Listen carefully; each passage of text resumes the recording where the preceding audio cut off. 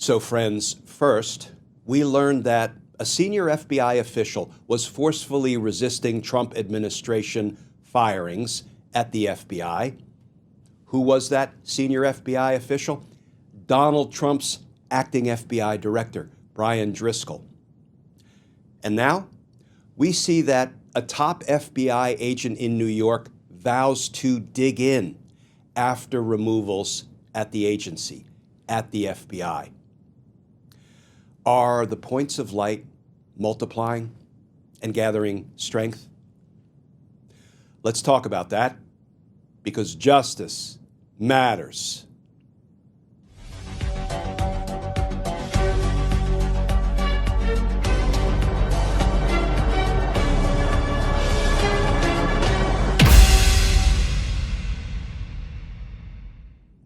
Hey all, Glenn Kirshner here. So friends, this man, James Dennehy, the top FBI official in the New York FBI field office, sure appears to have the back of the men and women he leads, announcing that he will, quote, dig in against any lawless actions taken against his agents. And what I want to start with today, friends, is actually the last two sentences in a new article about this legal development just published by the New York Times. Regarding James Dennehy, Mr. Dennehy likened the current situation at the FBI to his days as a Marine in the early 1990s, when he dug a small foxhole 5 feet deep and hunkered down for safety. Quote, "It sucked," he wrote, "but it worked." Friends, that's some powerful imagery coming from the head of the FBI New York field office, a former Marine, digging a foxhole, hunkering down, having the backs of the people he supervises, protecting them against any attempted lawlessness, retribution, revenge, retaliation for those FBI agents doing their jobs, investigating the crimes committed on January 6th at the U.S. Capitol. Well, now that we've read the end of the New York Times article, let's jump back to the beginning of this new reporting. Headline, top FBI agent in New York vows to dig in after removals at agency.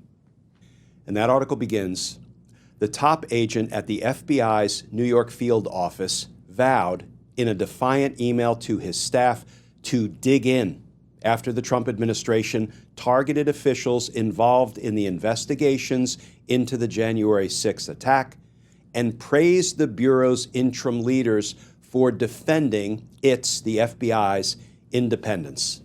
Quote, "Today, we find ourselves in the middle of a battle of our own, as good people are being walked out of the FBI and others are being targeted because they did their jobs in accordance with the law and FBI policy," wrote James Dennehy, a veteran and highly respected agent who has run the largest and arguably the most important field office in the Bureau since September.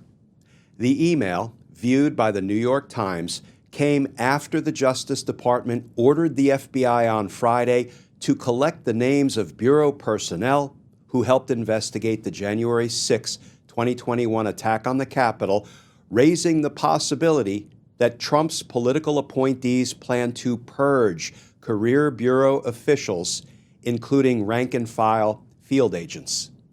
That number could reach 6,000, or about a sixth of the Bureau's 38,000 employees, according to the FBI.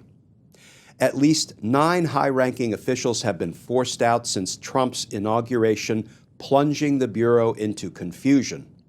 Mr. Dennehy wrote that those removals had spread fear and angst within the FBI ranks. That sense of dread was stoked by a remarkable questionnaire sent to Bureau employees, asking them to describe what, if any, role they had in investigating and prosecuting January 6 rioters.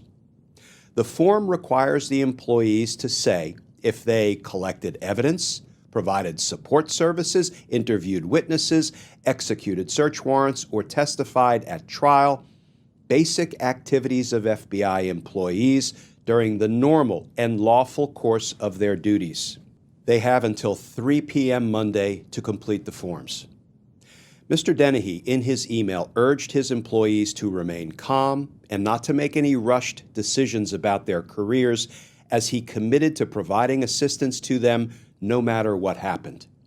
He also suggested he had no intention of stepping down. Quote, "Time for me to dig in," he wrote. In an extraordinary gesture, Mr. Dennehy, a former Marine, praised the two top acting officials at the FBI, Brian Driscoll and Mr. Kassane, for fighting for the Bureau's employees. Both resisted efforts to immediately oust career employees, and they pushed for a formal review process to delay or mitigate the disruption, according to people familiar with the situation. Quote, "They are warriors," he said, of those who pushed back on broad dismissals of FBI personnel across the Bureau, according to people directly familiar with the matter. You're damn right they're warriors. I'd also call them points of light. I mean, just think about it. Think about what Trump is trying to do to thousands of FBI agents.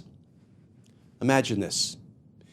You see in real time, with your own eyes, as we all did, crimes being committed at the U.S. Capitol on January 6, 2021. And you, as an FBI agent, are then assigned to investigate those crimes. Put another way, you are ordered by your supervisors, by the leadership at the FBI, to investigate what is obviously criminal activity at the Capitol, and you do so. You do so honestly, ethically, aggressively, in accordance with the rule of law and the Constitution. And then, for doing what you were ordered to do, what you were assigned to do, Donald Trump and his DOJ henchmen are trying to fire you, wrongfully terminate you.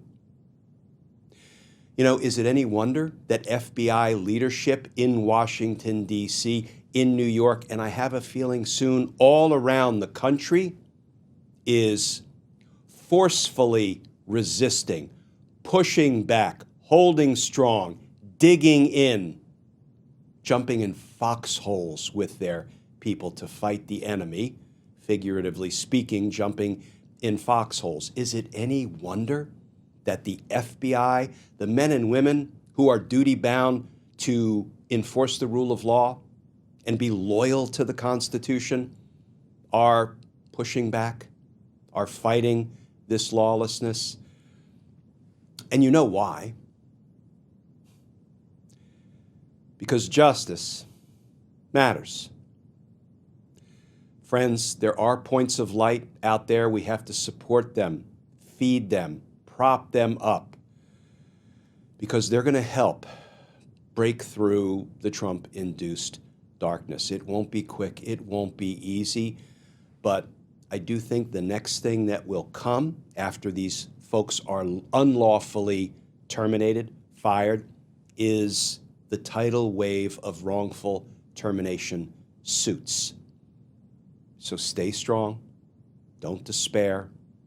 Look for the points of light. Engage in self-care, because we're going to get through this together.